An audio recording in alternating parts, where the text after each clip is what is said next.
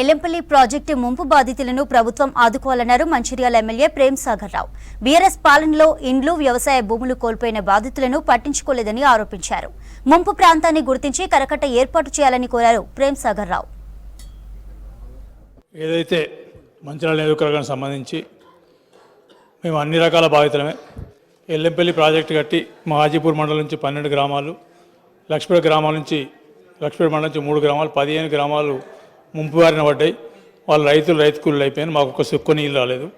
అప్పుడు రాజశేఖర రెడ్డి గారు ఉన్నప్పుడు అడగడం జరిగితే అప్పుడు గూడెం లిఫ్ట్ ఇరిగేషన్ ఇచ్చిండ్రు. దాని ద్వారా కూడా 2 టీఎంసీల కానీ ఇక్కడ ఎప్పుడు రాలేదు. ఇక పైకి పోతే దండపల్లికి పోతే ఏంటంటే మా బాధితులం కడపకు మన కడెం ప్రాజెక్టు టేలేండు. మాకు సుక్క నీళ్ళు రావు.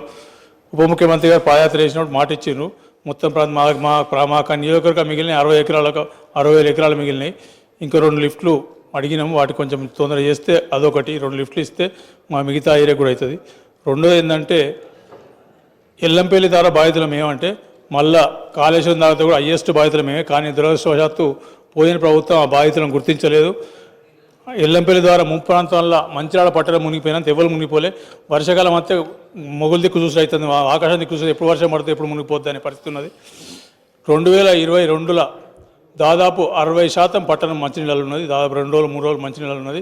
ఒక్క ఇల్లు కూడా నీళ్ళకు లేదు. అసలు వర్షాకాలం వస్తే మన ఈ కాళేశ్వరం ప్రాజెక్ట్ అయితే మేము మునుగుడే కాళేశ్వరం ప్రాజెక్ట్ నీళ్ళు పడితే మునిగే పరిస్థితి ఉంది. కాబట్టి ఖచ్చితంగా దానికి కూడా కరకట్టలకు ఖచ్చితమైన చర్యలు తీసుకొని